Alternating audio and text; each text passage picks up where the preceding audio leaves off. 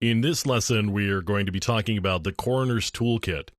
Now, the Coroners Toolkit was certainly the first open source set of tools that were available for forensic purposes, and it came out in 1999. It was actually presented, as you can see here, as part of a computer forensics analysis class in 1999.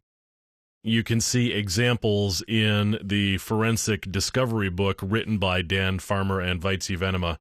So we've got the Coroners Toolkit. It's open source, but it's also really old. And again, it was one of the first examples of actually doing computer forensics in an automated fashion, and certainly from an open source perspective. Now, along with the Coroners Toolkit, you got a set of tools, one of which was called the Grave Robber, and that captured information from the file system that you were looking at. There were also tools that allowed you to look at patterns of access for files that were both dead or alive, and of course there were also tools that allowed you to recover deleted files, and another tool that allowed you to recover cryptographic keys. Now, as it says here, there's a warning: the software is not for the faint of heart. And the thing about it, when the Coroners Toolkit first came out, it wasn't easy to get. You almost had to know somebody in order to get your hands on the Coroners Toolkit. Eventually, though, it was released, and you can see that it's available here on this particular website.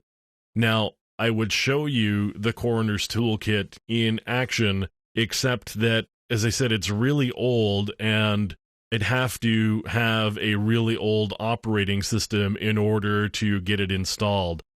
I actually downloaded it, and, it's still available. You can download it yourself.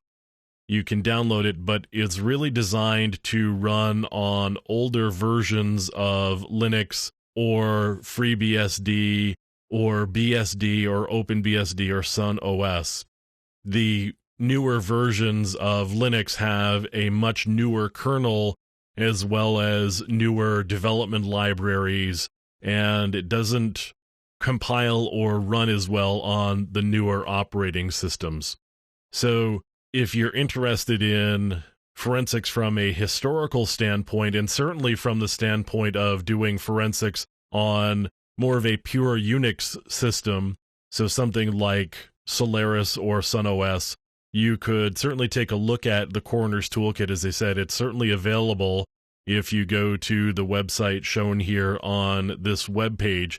You can go there and download it, get it compiled and running on your system of choice. Now, the other thing that's available here is a memdump tool, and that allows you to dump the memory from Solaris, BSD, and Linux systems.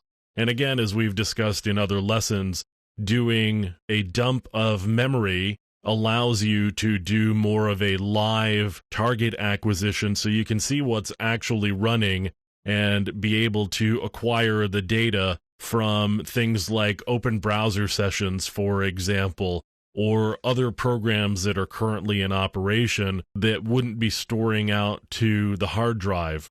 So getting memory live from a running system can be really helpful and important. And again, there's this tool here called memdump, which may allow you to do that.